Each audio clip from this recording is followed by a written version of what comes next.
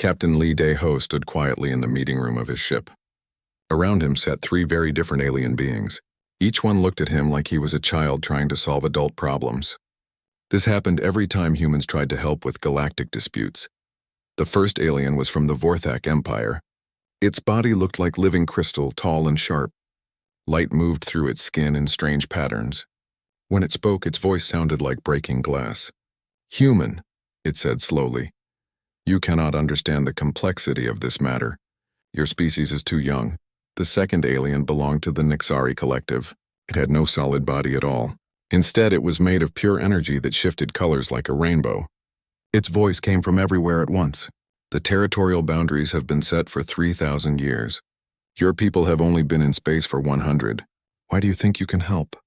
The third alien was from the Kethmore hierarchy. It looked like a giant insect with 6 arms and compound eyes. Its shell was black and shiny. When it clicked its mandibles together, it made a sound like metal hitting metal. Humans are useful for carrying messages between real powers. Nothing more, Lee Dae-ho smiled politely. He had heard words like these many times before. Every alien species in the galaxy thought humans were weak and simple. They saw Earth ships as basic metal boxes compared to their advanced technology. They looked at human weapons as toys next to their planet-destroying cannons. "I understand your concerns," Lee Dae-ho said calmly. "But perhaps we can find a solution that works for everyone." The three aliens made sounds that might have been laughter. The Vorthak's crystals chimed like bells. The Nexari's energy flickered brighter. The Kethmore clicked rapidly. "Very well," the Vorthak said. "We will listen to your simple human thoughts, but do not waste too much of our time." Lee Dae-ho nodded and activated a holographic display. It showed a disputed star system with 4 planets. 2 races claimed ownership of the same worlds. For 50 years, they had been fighting over these planets. The Vorthak need the second planet for its mineral resources. Lee Dae-ho began. The Nexari want the third planet for its energy crystals. But both planets orbit in a way that makes them hard to defend separately. He touched the display and it changed. Now it showed a different arrangement. What if we created a joint mining operation? Each species could work on both planets but focus on what they need most. The Vorthak get their minerals, the Nexari get their crystals, and both benefit from shared defense costs. The aliens looked at the display with what seemed like surprise. It was actually a good idea. Not brilliant, but workable. "This could function," the Vorthak admitted, reluctantly. "The energy calculations are acceptable," the Nexari agreed. Both empires could maintain face while gaining resources, the Kethmore added. Lee Dae-ho's smile never changed. "I'm glad we could find common ground." As the meeting ended, the aliens left his ship with barely polite goodbyes. They saw the agreement as proof that humans were useful servants, nothing more. Simple minds that could sometimes stumble onto simple solutions. But Lee Dae-ho was not alone on his ship. Dr. Park Sun-mi had been listening from the next room. She was Earth's best scientist, though the aliens had no idea how smart she really was. "Did you get everything?" Lee Dae-ho asked her. "Every detail," Dr. Park Sun-mi replied, looking at her scanner readings. Their ship designs, their shield frequencies, their weapon signatures. The Vorthak crystals are weaker to specific sound vibrations. The Nexari energy forms can be disrupted by magnetic fields. The Kethmore shells crack under pressure at exact stress points. "Good. Send it all back to Admiral Kim Tae-sung on Earth." Dr. Park Sun-mi smiled. "He'll be very interested in the Vorthak gravity drives. We've never seen that particular configuration before." Lee Dae-ho walked to the window of his ship. Outside, he could see the 3 alien vessels departing. Each one was larger and more impressive than his own ship. Their hulls gleamed with advanced materials.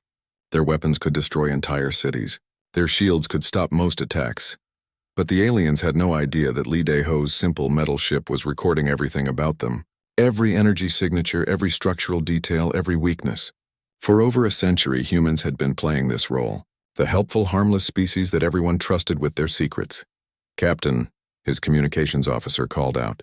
It was Lieutenant Yoon Jae-wook, a young engineer who looked nervous. "We're getting a priority message from Earth. It's marked as Protocol 7.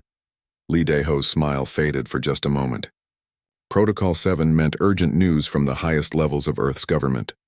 "Put it through to my private quarters," he ordered. Minutes later, Lee Dae-ho was reading the message that would change everything. Ambassador Choi Hee-jin had been summoned to an emergency session of the Galactic Confederation Council. The three major powers had made a decision about humanity's future. The message was clear. Earth and all human colonies were to be placed under protective custody of the major galactic powers. For humanity's own good, of course. Humans were too weak and naive to govern themselves in such a dangerous galaxy. Lee Dae-ho read the message twice, then deleted it. He walked back to the bridge where his crew was working quietly. They were good people, all of them. They believed they were serving as diplomats and peacekeepers. They had no idea they were actually the galaxy's most patient spies. "Dr. Park sent me," he said calmly. "Yes, Captain? Please send a coded message to Admiral Kim Tae-sung. Tell him that the final phase is beginning." "The final phase, sir?" Lee Dae-ho looked out at the stars. Somewhere out there, the three most powerful forces in the galaxy were preparing to divide human space between them. They thought humans would accept this gracefully, grateful for their protection. They were about to learn how wrong they were. "Yes," he said quietly. "It's time to stop being polite." Dr. Park Soon-mi's fingers moved over her console, sending the encrypted message that would travel instantly across the galaxy. On Earth, Admiral Kim Tae-sung would receive it and activate systems that had been waiting in secret for over 50 years. The galaxy had always seen humans as weak. That was about to change forever. Admiral Kim Tae-sung stood in the command center deep beneath Earth's surface. Around him, hundreds of officers worked at control stations. Most of them had never seen daylight. They had spent their entire careers in this hidden facility waiting for this moment. "Sir, we're receiving reports from all sectors," reported General Bae Min-ho. "The alien fleets are moving toward our colonies just as predicted." Kim Tae-sung nodded. For 3 days, the galaxy had been celebrating the Galactic Confederation's decision to protect humanity. The news broadcast talked about bringing civilization to the primitive humans. They spoke of teaching Earth's children how to properly behave in galactic society. "How many ships?" Kim Tae-sung asked. "The Vorthak Empire has sent 4,000 vessels to secure the outer colonies. The Nexari Collective is moving 6,000 ships toward the middle systems. The Kethmore hierarchy is bringing 8,000 ships to Earth itself." Kim Tae-sung almost smiled. 18,000 ships, the largest fleet ever assembled in galactic history. All of them coming to protect the poor, helpless humans. "And our response ships?" "All vessels are in position, sir. Captain An Jong-soo reports ready from the first contact zone." Kim Tae-sung touched a control on his chair. Across the galaxy, sleeping systems began to wake up. On 1,000 worlds that seemed empty and dead, ancient machines hummed to life. Hidden stations that had been disguised as space junk started transmitting signals. "Open communication to all human vessels," Kim Tae-sung ordered. "Let them know that politeness time is over." Captain An Jong-soo received the message while floating in space near the colony of New Seoul. Around him, a fleet of Vorthak crystal ships approached. They were beautiful vessels like flying cathedrals made of rainbow glass. Each one was twice the size of his own ship. The Vorthak commander's voice came through the radio. "Human vessel, you will stand down and prepare for boarding. Your colony is now under our protection. Resistance is pointless." Captain An Jong-soo looked at his crew. They were all young officers, trained for this exact moment. "Are the gravity wells charged?" he asked his engineering officer. "Yes, sir. All systems are ready."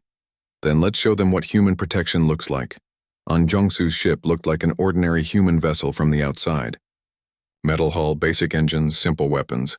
The Vorthak had scanned it many times during diplomatic meetings. They knew exactly how weak and primitive it was supposed to be. They had no idea that the entire ship was actually a gravity weapon. "Activate primary systems," An Jong-soo ordered. The change was instant and impossible. Space itself began to bend around the human ship. The Vorthak vessels, which had been approaching in perfect formation, suddenly found themselves pulled in directions that should not exist. Their beautiful crystal hulls started to stretch and crack. "What is happening?" The Vorthak commander screamed over the radio. "This is impossible. Humans do not have this technology." An Jong-soo's voice was calm when he replied. "You're right. Humans didn't have this technology. We developed it." 3 of the Vorthak ships were caught in a gravity well that compressed them into tiny spheres of crushed crystal. 2 more were flung away so fast they disappeared in seconds. The remaining ships tried to retreat, but they couldn't escape the invisible hands that were grabbing them from all directions. In another part of the galaxy, Dr. Song Yuri was watching the Nexari fleet approach her research station. The energy beings had brought their most powerful ships, vessels that could drain the power from entire star systems. Dr. Song, her assistant, called out, "They're demanding we surrender the station immediately." Dr. Song Yuri had spent 20 years on this station, officially studying asteroid mining. In reality, she had been building something much more important, something that could turn the laws of physics into weapons. "Tell them we'll consider their request," she said, "and activate the planetary gravity generators." The research station was built on a small, dead world. The Nexari had scanned it many times. Just rock and metal, barely worth noticing. They had no idea that Dr. Song Yuri had spent 2 decades turning the entire planet into a gravity bomb. The planet's gravitational field suddenly increased by a factor of 10,000. The Nexari energy beings, who had no physical form, found themselves being compressed into tight balls of crackling power. Their ships, designed to channel pure energy, began tearing themselves apart as their own power was turned against them. "This cannot be," the Nexari collective mind shrieked across subspace. "Matter cannot affect our energy forms this way." "You're thinking too small," Dr. Song Yuri replied calmly. "We're not affecting your energy. We're changing the space that your energy exists in." Half the Nexari fleet was crushed out of existence in minutes. The other half fled, but they left behind their most advanced ships, now twisted into impossible shapes by gravitational forces they couldn't understand or fight. Near Earth itself, the largest fleet faced the greatest surprise. The Kethmore hierarchy had brought 8,000 of their best warships. Each one was a masterpiece of insectoid engineering, covered in weapons that could destroy continents. Admiral Kim Tae-sung watched them approach on his screens. "Are all orbital platforms ready?" he asked. "Yes, sir," replied General Bae Minho. "Every one of our communication satellites is actually a gravity projector. The Kethmore have no idea they're flying into the largest gravity trap ever built.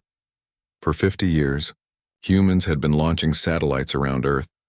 The aliens thought they were simple communication devices. In reality, each satellite was part of a massive network designed to control gravity itself within the entire solar system.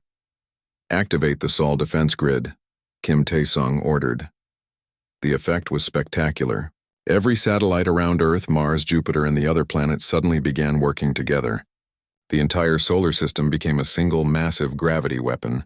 The Kethmore ships found themselves caught in gravitational currents that pulled them in 8 different directions at once. Their insectoid hulls, designed to be incredibly strong, cracked like eggshells under the stress. Some ships were stretched into long, thin lines. Others were compressed into tiny spheres. A few were twisted into spiral shapes that hurt to look at. "Impossible," the Kethmore war leader chittered over the radio. "Your species was primitive. You had no advanced science." Kim Tae-sung's voice was broadcast across the entire solar system, reaching every surviving alien ship. "You're absolutely right. We didn't have advanced science, so we made our own." The message was also sent to every human colony across the galaxy. For the first time in over a century, Earth was dropping its disguise. The careful act of being weak and primitive was over. On New Sol Colony, Captain An Jong-soo was looking at the wreckage of the Vorthak fleet floating around his ship. "Status report," he called to his crew. "All enemy vessels destroyed or disabled, sir. No human casualties." "Good. Send a message to all colonies in this sector. Tell them that Earth's protection is now active. Any alien ship that approaches with hostile intent will be discouraged." Similar messages were being sent from human ships across the galaxy. The colonies that had seemed so vulnerable and defenseless were revealing weapons that could reshape space itself. The trading stations that aliens had visited for decades were actually military bases armed with gravity cannons. But the biggest surprise was yet to come. Deep space sensors began detecting something that should have been impossible. Ships were emerging from empty space itself, appearing where no ship should exist. These were Captain Na Sang-ho's reconnaissance vessels, returning from missions that officially had never happened. For decades, they had been mapping every star system, every planet, every asteroid in the galaxy. They had been invisible to alien sensors, hidden by technology that bent light and gravity around them. "This is Captain Na Sang-ho reporting to Admiral Kim Tae-sung," came the message from deep space. "Recon Phase 7 is complete. We have mapping data on every major alien installation in the galaxy. Recommend immediate activation of Phase 8. Kim Tae-sung looked at the tactical displays showing the remains of 3 alien fleets. In less than 4 hours, humanity had destroyed more ships than most species lost in entire wars. Phase 8 confirmed, he replied. Begin preparation for full revelation protocols. Across the galaxy, the 3 major powers were trying to understand what had just happened. Their greatest fleets, ships that had conquered hundreds of worlds, had been destroyed by the weakest species in known space. But this was only the beginning. Earth was about to show them what humans could really do when they stopped being polite. The emergency meeting of the 3 galactic powers took place on Nexus Prime, the most fortified station in known space. For the first time in galactic history, the Vorthak Empire, Nexari Collective, and Kethmore Hierarchy were working together. They had no choice. High Command Vorthak Zinth spoke first, its crystal body flickering with angry red light. The humans destroyed 4,000 of our ships in minutes. This should not be possible with their primitive technology. Prime Nexari Flux 7 pulsed with agitated energy. Our intelligence reports were completely wrong. The gravity weapons they used are more advanced than anything in our databases. War leader Kethmore Thrax clicked his mandibles nervously. My warriors have conquered 50 systems. They have never faced weapons that could twist space itself. Around the meeting table, the 3 species that had ruled the galaxy for thousands of years tried to understand what had happened. Their spies had been watching humanity for over a century. Every human ship had been scanned. Every human world had been studied. Humans were supposed to be weak. We must act quickly, Zinth declared, before they can spread this technology to other species. Agreed, pulsed Flux 7. A combined fleet of all our remaining forces. 10 million ships. Enough firepower to crack planets. The humans will surrender when they see true power, chittered Thrax. They are still just one small species. They were wrong about that too. Fleet Admiral Quan Donghyun stood in Earth's new command center. This one was not hidden underground. It was built in space in plain sight, using technology that bent light around it. The aliens had been looking right through it for decades. Admiral, reported Captain Na Sang-ho, our deep space monitors show massive fleet movements from all 3 empires. They're gathering everything they have. How many ships? Current count is 9.7 million vessels and rising. They're bringing warships from every corner of their territory. Kwon Dong-hyun nodded. And our response? All anchor points are activated. The gravity network is online across 47 star systems. Dr. Lim Yoon-seo reports that the storm generators are ready for testing. For 50 years, every human colony ship had carried more than just colonists. They had also carried gravity generators, devices that could be buried deep underground on any world. The aliens had watched humans spread across hundreds of planets, thinking they were just another expanding species. In reality, humans had been building the largest weapon system in galactic history. Show me the network display, Kwon Dong-hyun ordered. The holographic display that appeared was breathtaking. Hundreds of star systems were connected by invisible lines of gravitational force. Dead worlds that aliens had ignored for millennia were revealed to be massive weapons platforms. Empty space itself had been turned into a trap. Sir, called out Dr. Lim Yoon-seo from her science station. The enemy fleets are approaching the outer rim systems. Should we activate the storm protocols? Kwon Dong-hyun looked at the approaching alien armada. 10 million ships carrying enough firepower to destroy entire civilizations. They were coming to crush humanity once and for all. Dr. Lim, show them what a real storm looks like. Dr. Lim Yoon-seo had spent her entire career studying neutron stars, black holes and other cosmic phenomena, but she wasn't just studying them. She was learning to control them. The first gravity storm materialized in the path of the Vorthak fleet. It looked like a normal space storm at first, just clouds of gas and dust, but as the crystal ships flew into it, they discovered it was made of twisted space-time itself. What is this? Screamed the Vorthak commanders as their ships began stretching like rubber. Space does not behave this way! The storm was actually a controlled gravitational anomaly, created by coordinating the gravity generators on 17 different planets. It could grab ships from light years away and pull them into crushing gravitational fields that exceeded anything found naturally in the universe. 300,000 Vorthak ships vanished into the storm. Those that tried to escape found themselves caught in tidal forces that turned their crystal hulls into glittering dust. The Nexari fleet tried a different approach. using their energy manipulation abilities to avoid the gravity traps. They soon discovered that humans had been studying their energy patterns for decades. Every Nexari ship was caught in artificial magnetic fields that Dr. Lim Yun-seo had created using modified pulsars. The energy beings found their own power turned against them, compressed and twisted until they couldn't maintain their forms. "This cannot be happening," the collective consciousness wailed. "We are pure energy. Matter cannot chain us." "You're right," came Dr. Lim Yun-seo's voice over their communication channels. "Matter can't chain you. But we're not using matter. We're using the fundamental forces that matter obeys."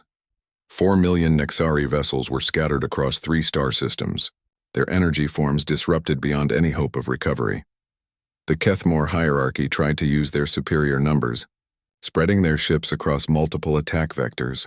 They quickly learned that humans had been preparing for exactly this strategy. Captain Na Sang-ho's reconnaissance ships had mapped every major Kethmore stronghold in the galaxy. Now those maps became targeting data for weapons that could strike across impossible distances. "Sir," Na Sang-ho reported to Admiral Kwon Dong-hyun, "the Kethmore are trying to retreat to their home systems." "Let them," Kwon Dong-hyun replied. "It's time they saw what we've been building in their backyard." On 63 worlds throughout Kethmore space, ancient human archaeological sites suddenly activated. The aliens had known about these sites for decades. Human researchers had been studying old ruins, or so it seemed. In reality, the sites were camouflaged gravity generators, built into existing structures over many years. Now they revealed their true purpose. The Kethmore home system found itself caught in a gravitational cage. Every planet was suddenly isolated from the others by fields of twisted spacetime. Their ships couldn't travel between worlds. Their communications were cut off. Each planet was alone, trapped in its own gravitational bubble. "Release us," War Leader Thrax demanded over the few communication channels that still worked. "This is against all laws of galactic warfare." "You're absolutely right," Admiral Kwon Dong-hyun replied. "This is against galactic law.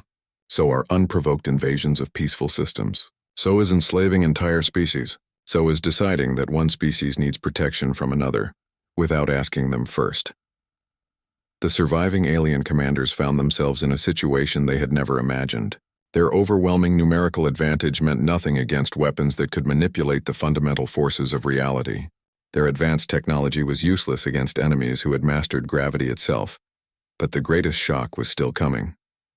"Admiral," reported Dr. Lim Yun-seo, "we're detecting new energy signatures from the alien fleets. They're trying to activate some kind of ultimate weapon."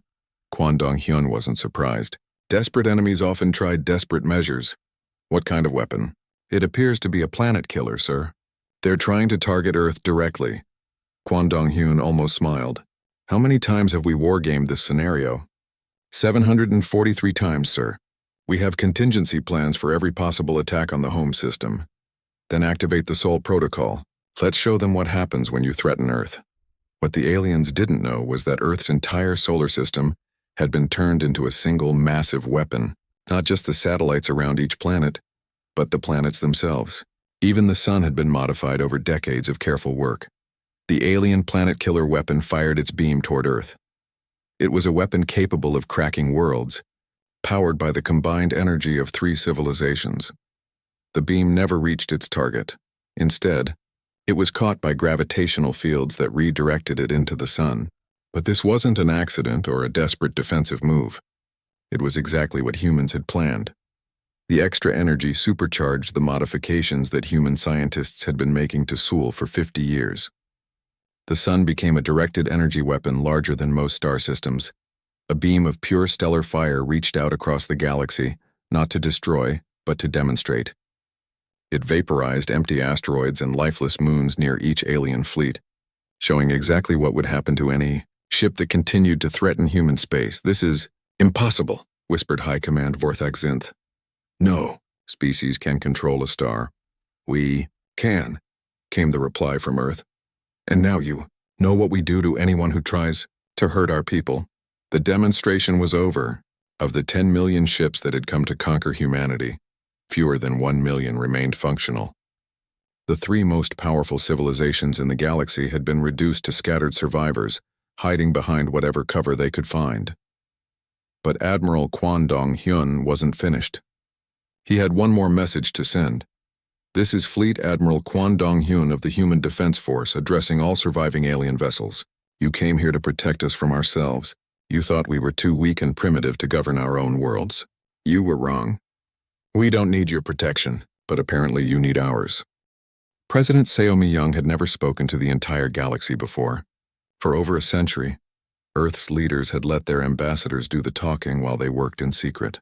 But now it was time for the galaxy to hear from humanity's highest authority. She stood in the presidential palace in Seoul, but her words were being broadcast to every corner of known space. Every alien world, every space station, every surviving ship would hear what she had to say. "Citizens of the galaxy," she began, her voice calm and clear. "My name is President Seo Mi-young of Earth. For 112 years, my people have served as diplomats and peacekeepers in your conflicts. We have been polite, helpful, and peaceful. You have responded by deciding that we are too primitive to govern ourselves." Across the galaxy, alien survivors watched their screens in stunned silence. The woman speaking to them looked so ordinary, so harmless. She could have been any human diplomat they had met over the decades. But behind her, through the palace windows, they could see Earth's cities. And those cities were not the simple settlements they had imagined. They were massive technological centers, filled with science beyond alien understanding.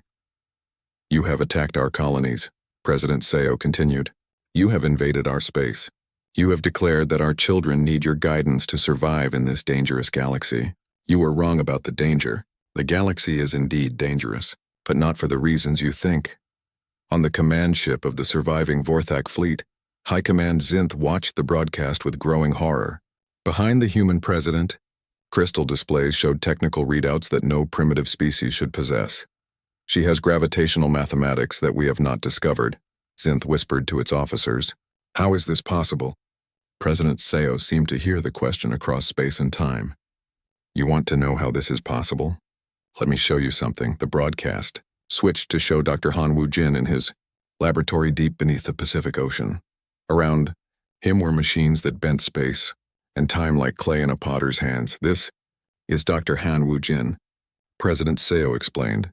"He has been working on something we call the Stellar Cage Project. Would you like to see what he has built?" Dr. Han Woo-jin smiled at the camera. He looked like a kind old professor, the sort of human who might teach alien children about basic science. His appearance was completely deceiving. "Greetings, galactic citizens," he said politely. "I have spent 30 years studying your home systems. Every star, every planet, every moon. I know exactly how much gravitational force it takes to isolate each of your worlds from the rest of the galaxy." He touched a control on his console. Across the galaxy, the surviving alien fleets received a demonstration they would never forget. Every major alien homeworld suddenly found itself surrounded by barriers of twisted space-time. Ships trying to leave their home systems were caught in gravitational fields that gently but firmly pushed them back. No matter how fast they flew or how much power they used, they could not escape. "This is imprisonment," screamed war leader Thrax of the Kethmore hierarchy. "You cannot cage entire civilizations." Dr. Han Woo-jin's voice reached every caged world simultaneously. "You are not imprisoned. You are quarantined. Until you can learn to behave peacefully toward other species, you will remain in your own systems. When you are ready to join civilized galactic society, we will talk." But President Seo had more to show them. The broadcast switched again, this time to Commander Ro Byung-hun in a facility that looked like it belonged in a spy novel. "This is Commander Ro Byung-hun," President Seo explained. "He has been listening to your private conversations for decades. Would you like to know what we heard?" Commander Ro was a small, quiet man who looked like he might work in an office filing reports. In reality, he had been running humanity's intelligence operations since before most aliens were born. "We have recorded every secret meeting of your high commands," he said matter-of-factly. "Every private conversation about enslaving other species, every plan to divide weaker civilizations among yourselves, every discussion about which worlds to conquer next." The screens around the galaxy began showing recordings that should have been impossible to obtain. Private meetings in heavily shielded chambers, secret communications between military leaders, personal conversations between alien rulers who thought they were completely secure. High Command Vorthak Zinth watched in horror as its own voice played back a conversation from just 6 months ago. The humans are useful servants, but they breed too quickly. After we secure their systems, we should reduce their population to more manageable numbers. Prime Nixari Flux 7 saw its energy signature displayed alongside communications discussing how to strip mine human worlds for resources. Their artistic works are amusing, but they have no practical value. Convert their cultural centers into processing facilities. War leader Thrax heard his own chittering voice planning the distribution of human slaves among Kethmore noble houses. The smaller humans can work in the crystal mines. The larger ones can serve as manual laborers. Keep families separated to prevent rebellion. For over a century, President Seo continued, you have spoken to us with polite words while planning our destruction in private. You have called us friends while preparing to enslave our children. You have offered protection while plotting conquest. The evidence was overwhelming. Every major alien power had detailed plans for exploiting humanity after the protection began. Children would be separated from their parents for proper education. Human cultures would be modernized by destroying everything that made them unique. Entire populations would be relocated to serve alien needs. But you made one crucial mistake, President Seo said, and for the first time, her voice carried a hint of steel. You assumed we were too primitive to know what you were planning. The broadcast showed a montage of human activities over the past century. Diplomatic missions that had secretly mapped alien defenses, trade negotiations that had copied alien technologies, cultural exchanges that had identified every weakness in alien societies. Every polite smile had hidden a recording device. Every humble request for guidance had gathered intelligence. Every grateful acceptance of alien wisdom had been carefully calculated to learn more about alien capabilities and intentions. We knew this day would come from the moment we first met you, President Seo explained. We knew that eventually, you would decide we were too dangerous to leave alone or too weak to resist. We prepared for both possibilities. The galaxy was beginning to understand the true scope of human preparation. It wasn't just the gravity weapons or the hidden fleets. It was the systematic, patient intelligence gathering that had been going on for generations. You speak of protecting us from the dangers of the galaxy, President Seo continued, but you never asked what we wanted protection from. We don't need protection from pirates or natural disasters. We have always been able to handle those ourselves. What we needed protection from was you. On Nexus Prime, the 3 alien powers were trying to understand how their situation had become so desperate. They had ruled the galaxy for thousands of years. They commanded technologies that could reshape worlds. They had populations numbering in the trillions. And they had been completely outmaneuvered by a species they thought was barely civilized. How? High Command Zinth asked its advisors. How did we miss this? They played to our arrogance, one advisor admitted reluctantly. We saw what we expected to see. Primitive ships, simple weapons, harmless diplomats. While they were studying us like laboratory specimens, added another, learning everything about us while revealing nothing about themselves. President Seo wasn't finished. The protection you offered came with conditions. We would give up our independence, our culture, our right to make our own choices. In return, you would keep us safe from dangers that you never bothered to explain. But we already knew what those dangers were. The dangers were you. The broadcast ended with President Seo sitting calmly in her office looking directly into the camera. Behind her, through the window, Earth cities gleamed with technology that surpassed anything the galaxy had ever seen. The old order is finished, she said simply. For too long the strong have preyed on the weak while calling it protection. For too long the advanced have enslaved the primitive while calling it guidance. For too long the galaxy has accepted that might makes right. That ends now. Any species that wishes to join us in building a better galaxy will be welcomed as true equals. Any species that prefers the old ways of conquest and domination will find themselves dealing with humanity's new policy. We tried politeness for over a century. You rejected it. Now you get to experience what happens when humans stop being polite and start being direct. The message was clear to every alien leader listening. The age of human submission was over. The galaxy's 3 greatest powers had been reduced to prisoners in their own star systems, their fleets destroyed, their plans exposed, and the species they had thought was too primitive to matter was now the single greatest force in known space. The galaxy had a new ruler, and unlike the old ones, This ruler had earned their position through intelligence, patience, and the complete mastery of forces that most species couldn't even understand. Humanity had stopped asking for permission to exist. 5 years had passed since the galaxy learned what humans could do when they stopped being polite. Ambassador Park Kyung-min walked through the halls of New Geneva Station, the diplomatic center of the reformed Galactic Confederation. The station floated in neutral space, built with technology from dozens of species working together. It was very different from the old Confederation meetings. Back then, 3 powerful empires had made all the decisions while smaller species watched quietly from the sides. Now, every voice mattered equally. Park Kyung-min entered the main assembly hall where representatives from 200 species sat in a great circle. No throne for emperors, no raised platforms for the mighty, just equals talking to equals about how to solve problems together. The Xelon Republic and the Farn Collective have a trade dispute, announced the session moderator, a friendly alien from the Welkin species that had always been good at organizing meetings. Ambassador Park Kyung-min will help them find a solution. Park Kyung-min walked to the center of the circle. The 2 disputing species looked at him with respect, not condescension. They had learned that when humans offered to help, it was real help, not hidden manipulation. "Tell me about the problem," Park Kyung-min said simply. The Xelon representative, a tall being with silver skin, spoke first. "The Farn Collective has been selling us grain for 50 years. But now they want to double their prices because their worlds had a bad harvest."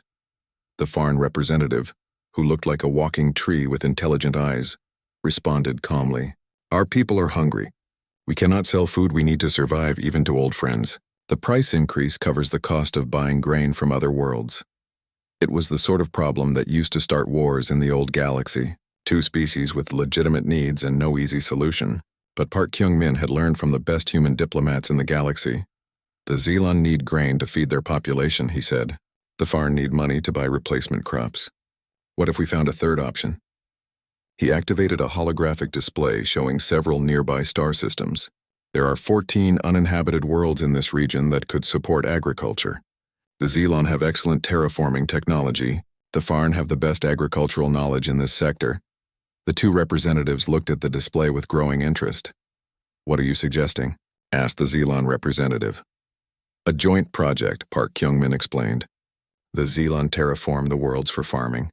The Farn provide the agricultural expertise to make them productive. Both species share the harvest from these new worlds. Everyone gets fed, everyone makes money, and you become partners instead of just customers." The Farn representative's leaves rustled with excitement. This could work. Our agricultural techniques would make these worlds incredibly productive. And our terraforming would give us experience with new types of planets, added the Xelon representative. "We have been wanting to expand our knowledge." Park Kyung-min smiled. "Then we have an agreement in principle. Dr. Shin Hwan can provide technical assistance with both the terraforming and agricultural development." Dr. Shin Hwan had become famous across the galaxy for her ability to fix broken worlds. She had spent the past 5 years using human gravity manipulation technology to repair damage from the old Empire wars. Dead worlds became gardens. Polluted atmospheres became clean. Broken ecosystems became healthy again. Dr. Shin helped restore my home world after the Crystal Plague, the Xelon representative said gratefully. "She saved millions of lives. This was the new galaxy that humans had created. Instead of conquest and domination, there was cooperation and mutual assistance. Instead of the strong preying on the weak, there were partnerships that made everyone stronger. But the new order had its guardians. Admiral Jo Hyun-woo commanded the Galactic Peacekeeping Force from his flagship, the Soul's Promise. His job was to make sure that the cooperative spirit of the new Confederation remained strong. "Admiral," reported his communications officer, "we're receiving a distress call from the Outer Rim. The Brack Empire is threatening the Theta colony with invasion." Jo Hyun-woo frowned. The Brack Empire was one of the few species that had not joined the new Confederation. They preferred the old ways of taking what they wanted by force. "How many ships are they sending?" "Approximately 500 vessels, sir. The colony only has a small defense fleet. Then we should even the odds. Dispatch Peacekeeping Group 7 to assist the colony." Admiral Joe's peacekeeping force was different from the old Empire fleets. Instead of massive warships designed to destroy planets, They used smaller vessels equipped with advanced defensive systems. Their job was to protect the innocent and discourage aggression, not to conquer territory, but they were still unmistakably human ships, and everyone in the galaxy knew what that meant. The Brack invasion fleet was approaching Theta Colony when 50 human peacekeeping vessels appeared in their path. The Brack commander immediately opened communications. Human ships withdraw immediately. This is not your territory. We have legitimate claims on this system. Captain Choi Hansol, commanding the peacekeeping group, responded calmly. The Theta Colony requested assistance from the Galactic Confederation. We are here to ensure that any territorial disputes are resolved peacefully. We do not recognize your confederation. The Brack commander snarled. Our empire has claimed this system for expansion. These colonists are trespassing on our future territory. I understand your position, Captain Choi replied. However, the colonists have been living here for 23 years. They have built farms, cities, and families. Perhaps we could arrange a meeting to discuss alternative solutions. The Brack commander's response was to order his fleet to attack the human ships. It was a very short battle.